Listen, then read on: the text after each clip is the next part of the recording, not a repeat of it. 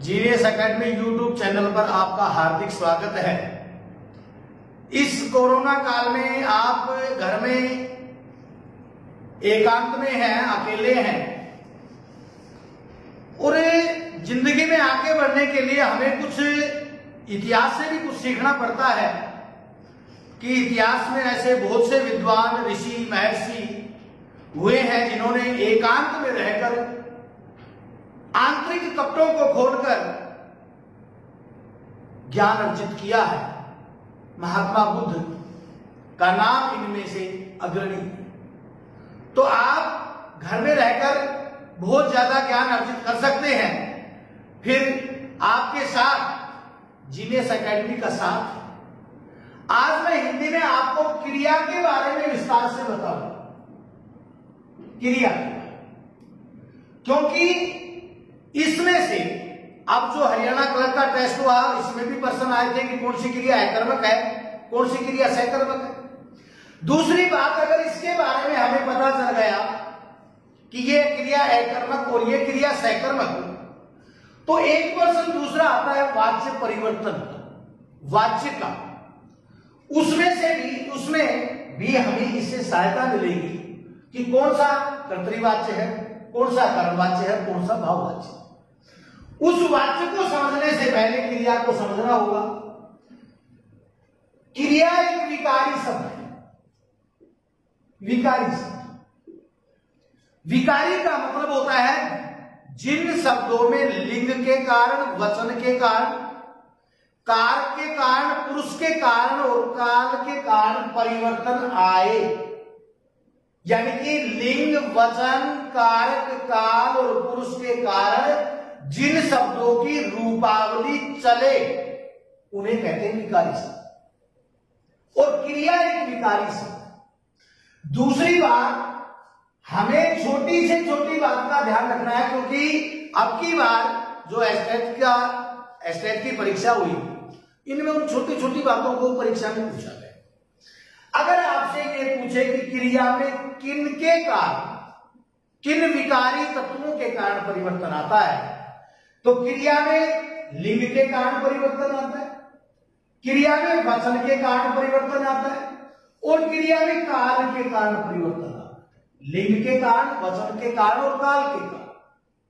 दूसरी बात यह है कि अगर हमें क्रिया समझ में आ गई तो हम किसी शब्द का लिंग निर्धारण कर सकते हैं, किसी शब्द का वचन निर्धारण कर सकते हैं। उस वाक्य में क्रिया किस काल में हुई है इसका भी हम पता कर सकते हैं। और आप प्रबुद्ध हैं, आपको यह पता है कि लिंग, वचन और काल में से पिछली जो विगत परीक्षा थी हरियाणा क्लर्क की, उसमें से प्रश्न आए। काल में पूछा था, वचन के बारे में पूछा था। वचन यानी कि जिन शब्दों के रूप से संख्या का बोध हो उन्हें क्या कहते हैं, वचन।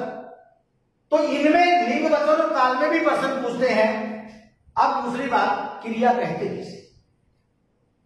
इस बात को समझने से पहले मैं आपको एक बात बताता हूं कि हम अपने हृदय के उद्गार छोटे छोटे वाक्यों के माध्यम से व्यक्त करते हैं। अपने मन की संवेदनाएं छोटे छोटे सरल वाक्यों के माध्यम से व्यक्त करते हैं। वाक्य में जो घटक होते हैं, भाई कई वाक्य ऐसे होते हैं जिसमें कर्ता और क्रिया से ही वाक्य का अर्थ पूरा हो जाता है।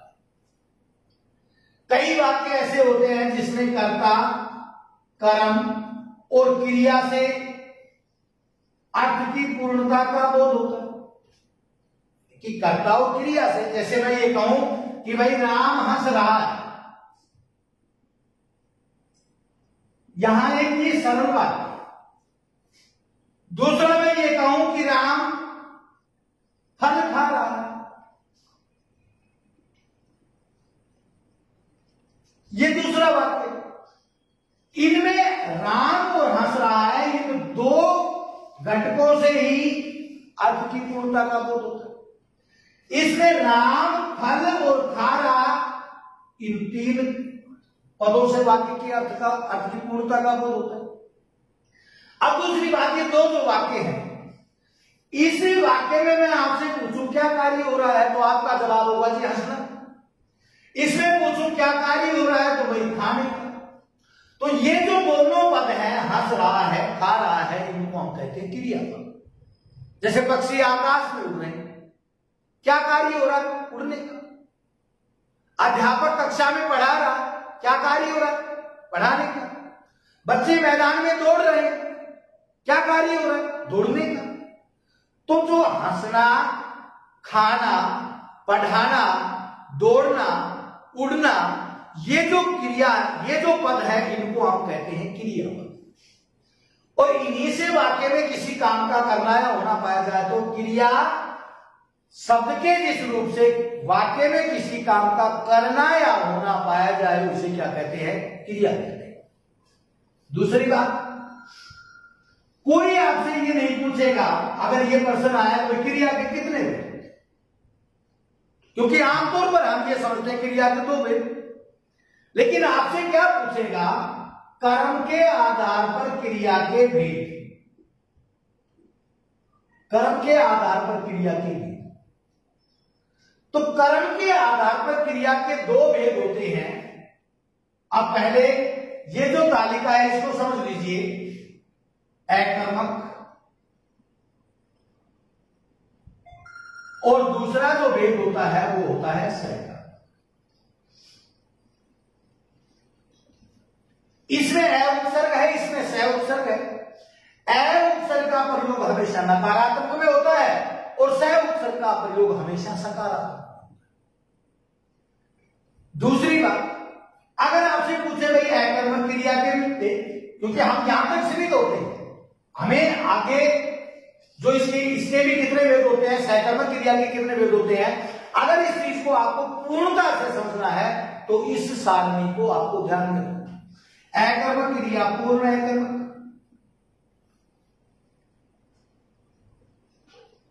और दूसरा होता है अपूर्ण अकर्मक।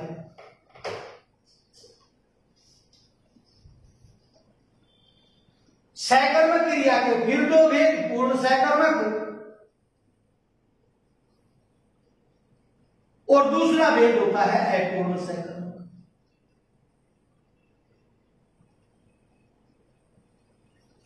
इस पूर्ण अकर्मक क्रिया के फिर दो भेद, एक गत्यर्थक और दूसरा जो इसका भेद होता है वो होता है स्थित्यर्थक। दो भेद हो गए। इसके आप फिर दो भेद कर लीजिए, एक कर्मक और दूसरा इसका भेद हो गया द्विकर्मक। यह है एक सारणी कि क्रिया के दो भेद है, अकर्मक और सकर्मक। अकर्मक के दो भेद, एक और दो, पूर्ण अकर्मक, अपूर्ण अकर्मक।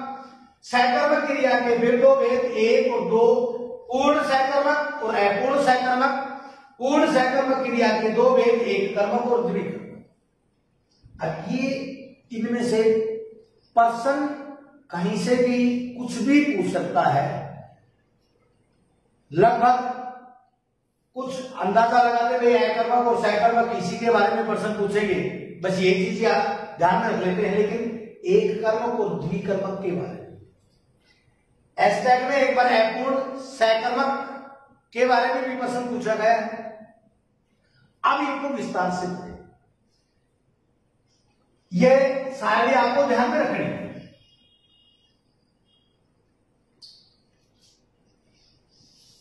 मैंने पहले बता दिया अकर्मक जो क्रिया होती है इसमें कर्म नहीं।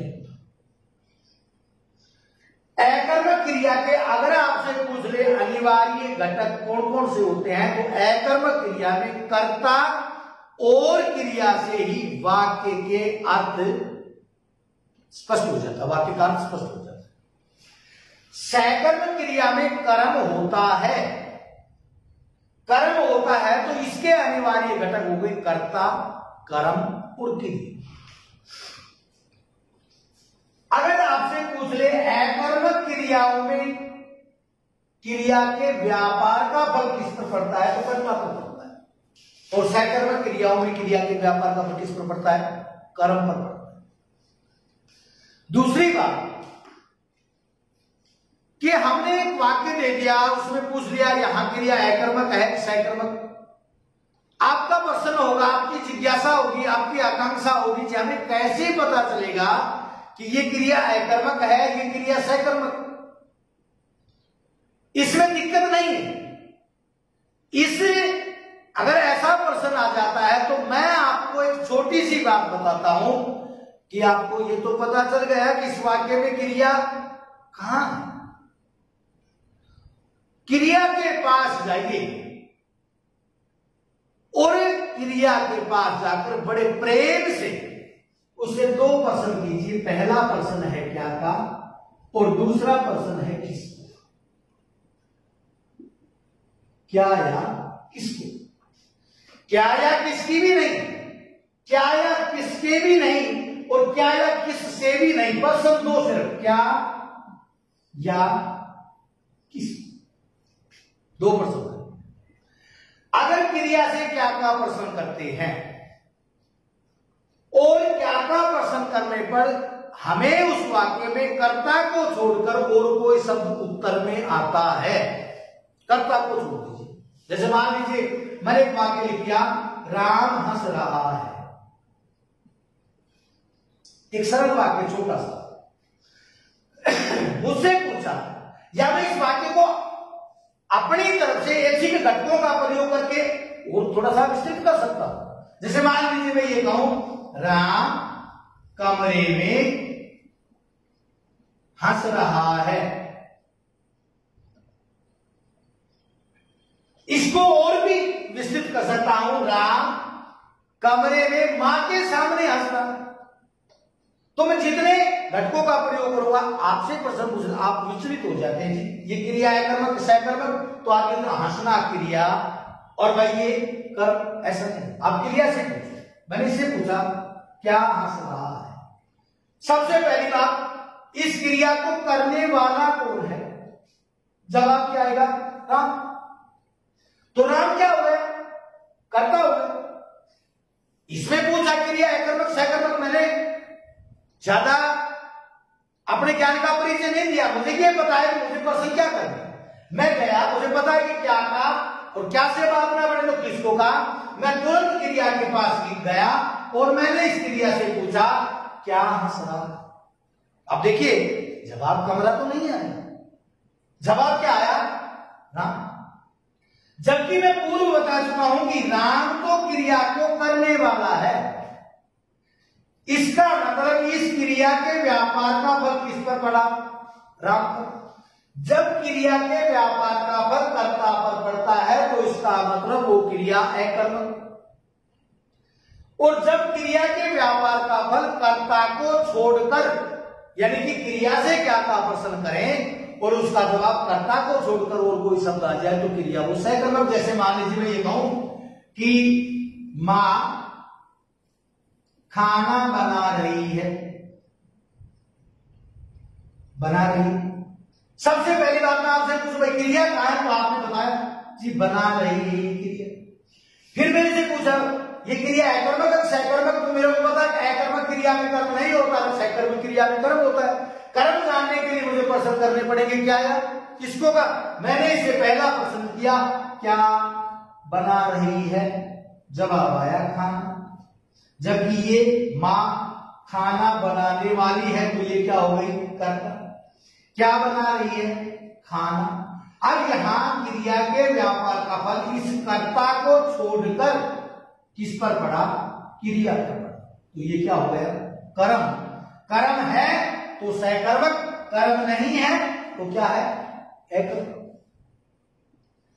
अब दूसरी बात, कुछ क्रियाएं ऐसी होती हैं जिनमें कर्म की आवश्यकता नहीं होती, कुछ क्रियाएं ऐसी होती है जिनमें कर्म की आवश्यकता होती है। अब अकर्मक क्रिया कौन कौन सी? जैसे भाई हंसना, रोना, सोना, उड़ना, उठना, तैरना, दौड़ना, घूमना, आना, जन्म, ये जो क्रियाएं हैं ये है अकर्मक। इसमें कर्म की आवश्यकता नहीं। कर्म की आवश्यकता का मतलब ये है कि बगैर कर्म का प्रयोग किए हम एक पूर्ण अर्थ की अभिव्यक्ति कर सकते हैं। जैसे राम हंस रहा है, ठीक है, राम रो रहा है, क्या की जिज्ञासा नहीं है, राम सो रहा है, राम पक्षी उड़ गए, मोहन उड़ गया, बच्चे तैर रहे हैं, मोहन दौड़ रहा है, बच्चे घूम रहे हैं, वह आ रहा है, वह जा रहा है, इसमें कर्म की आवश्यकता नहीं। इसका मतलब ये क्रियाएं क्या है? अकर्मक। दूसरी बात, कुछ क्रियाएं ऐसी होती हैं जो सकर्मक होती हैं, जैसे पढ़ना, खेलना, लेना, देना, देखना, खाना, पीना, ये क्रियाएं सकर्मक होती है। अब देखो, इनमें मैंने प्रयोग किया राम हंस रहा है, तो आपके मन में क्या की जिज्ञासा नहीं थी। इसका प्रयोग जो राम पढ़ रहा है, क्या इसका मतलब सकर्मक है। राम खेल रहा है, क्या खेल रहा है? राम ले रहा है, क्या राम दे रहा है? क्या राम देख रहा है? क्या देख रहा है? राम खा रहा है, क्या राम पी रहा है? क्या इसका मतलब इन क्रिया रूपों में क्या की जिज्ञासा है, ये है सकर्मक। इनमें क्या आया किसको? अब दूसरी बात, आपने पूछा कि आपने तो क्या क्या का प्रयोग करके दिखा दिया, किसको का? अब देखिए, मोहम्मद ने सोमन को पीटा। क्रिया कहां है भाई? पीटना। क्या पीटा? कोई संतुष्टि नहीं हुई, किसको पीटा? सोहन को। पीटने वाला कौन? मोहम्मद। तो मोहन क्रिया को करने वाला कर्ता, ये क्रिया किसको पीटा? सोहन को, ये हो गया। तो क्या और किसको का प्रश्न करें, उसका जवाब कर्ता को छोड़कर उत्तर में और कोई शब्द आता है तो इसका मतलब वो क्या है? कर्म। दूसरी बात कि ये तो मैंने क्रिया के बारे में बताया, लेकिन कई बार क्या है कि हम इस चीज को गांठ बांध लेते हैं। गांठ नहीं बांधनी है। क्यों नहीं बांधनी है? क्योंकि वो हमसे इतनी आसानी से हमें पार उतरने नहीं देगा, इतनी आसानी से हमें मंजिल के पास जाने नहीं देगा। कोई न कोई अड़ंगा हमारे सामने खड़ा करेगा। अगर आपको उस मंजिल को प्राप्त करने का सही रास्ता पता है, उपाय पता है, तो आप उससे पार उतर जाए। जैसे उसने कहा, मैंने कहा हंसना क्रिया है कर्म, उसने क्या किया? एक वाक्य बना दिया, मोहन हंसी हंस रहा है, और आपसे पूछा कि रेखांकित क्रिया है कर्मक सकर्मक। आप इस चीज को ध्यान में रखना कि मैंने यहां हंसना क्रिया बताई है कर्मक, जब इस वाक्य में आप पूछे तो वाक्य बनाकर दे तो एक बार क्रिया से सवाल जवाब जरूर कर लेना, ये आपका फर्ज होता है। क्या हंस रहा है? हंसी। हंसने वाला कौन? मोह। इसका मतलब यहां इस वाक्य में ये क्रिया कैसी है? सकर्मक। मैंने यहां पर पढ़ना क्रिया क्या बताई? सकर्मक। उसने फिर वाक्य बनाकर दे दिया कि मोहन 8वीं कक्षा में पढ़ रहा है।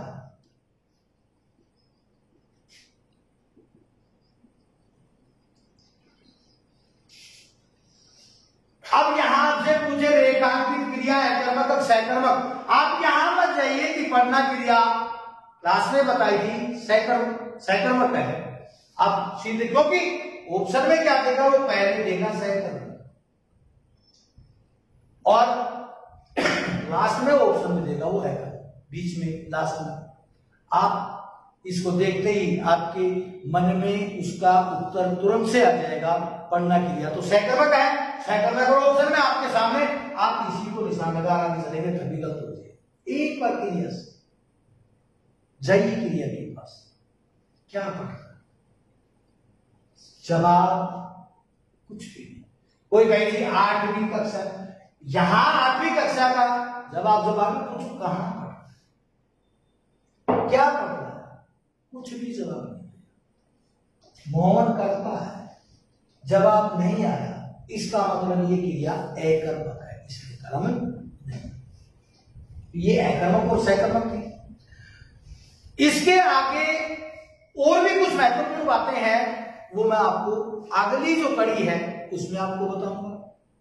मैं आशा करता हूं कि ये जो चीजें हैं ये आपकी समझ में आई होंगी। अगर फिर भी कहीं कोई त्रुटि हो तो इसके बारे में आपका ये फर्ज बनता है कि मुझे सूचना अवश्य दें।